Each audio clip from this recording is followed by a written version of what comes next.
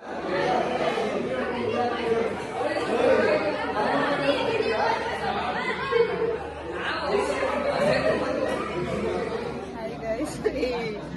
Hi guys, today we are at PIM college. So they are training us for CPR. If there is any emergency, they are training us. So it will be useful for Basic life support. Basic Life support.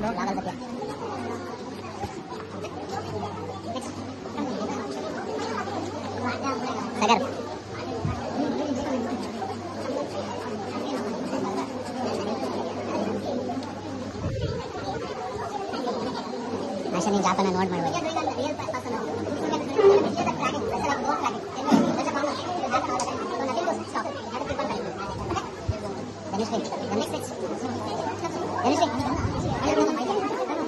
You understood?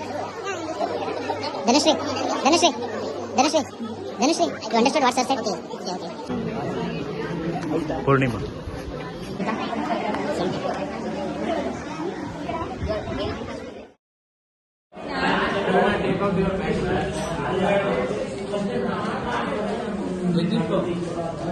ಅದಕ್ಕೆ ತುಂಬಾ ಬೆಳಗಿದೆಯಾ ಬೇಡ ಇದು ಬೇಡ ಮತ್ತೆ bag ಬರ್ತಿದೆ